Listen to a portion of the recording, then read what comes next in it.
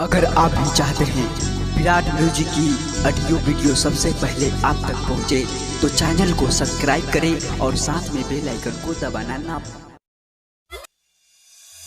आप सुन रहे हैं सिंगर साहिल प्रेमी की आवाज में presented by music by DJ Umesh Sukhipur बाजार।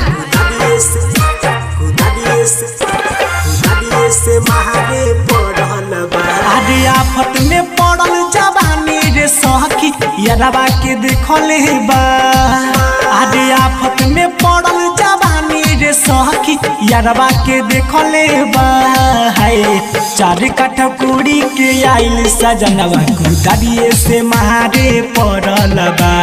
चार काठा कुड़ी के आइल सजनवा गुदारिये से महारे पड़ल बा। रे आफत में पड़ल जवानी रे सखी यारवा के देखले बा। अरे आफत में पड़ल जवानी रे सखी यारवा के देखले बा। चार काठा कोड़ी के आइल सजनवा गुदारिये से महारे पड़ल बा। चार काठा कोड़ी के आइल सजनवा गुदारिये से महारे पड़ल बा।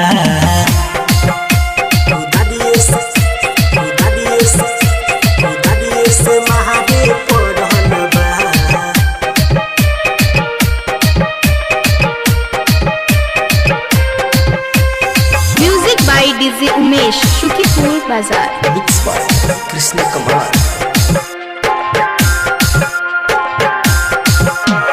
केतना दी भइल तोहरे देखले आइल बा मिले यारवा। टाटी के फाड़ी जहबा घुसा छुपके से देखलक सजनवा।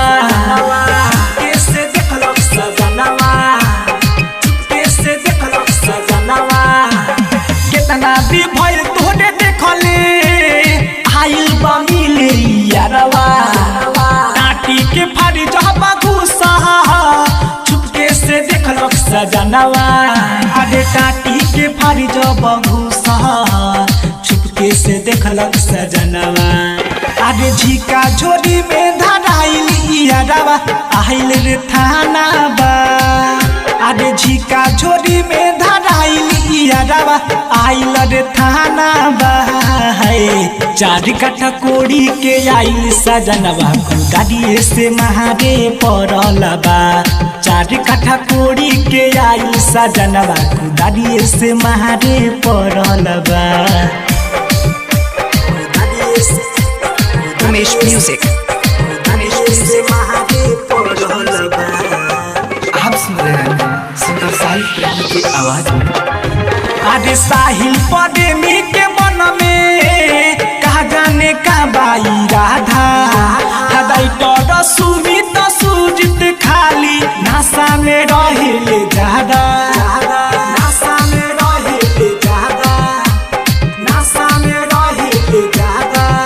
अरे साहिल प्रेमी के मन में का जाने का बाई राधा। हदाई तो सुमित सुजित खाली नासा में रहेले ज्यादा। हदाई तो सुमित सुजित नासा में रहेले ज्यादा। लागत खैले कसम सजनवा मारी के करबी खत्म। लागत खैले कसम सजनवा मारी के करबी खत्म। चार काठा कोड़ी के आइल सजनवा गुदारिये से महारे पड़ल बा। चार काठा कोड़ी के आइल सजनवा गुदारिये से महारे पड़ल बा। रे आफत में पड़ल जवानी रे सखी यारवा के देखले बा। अरे आफत में पड़ल जवानी रे सखी यारवा के देखले बा। चार काठा कोड़ी के आइल सजनवा गुदारिये से महारे पड़ल बा। चार काठा कोड़ी के आइल सजनवा गुदारिये से महारे पड़ल बा। बॉम्बे रिकॉर्डिंग स्टूडियो मेहनत।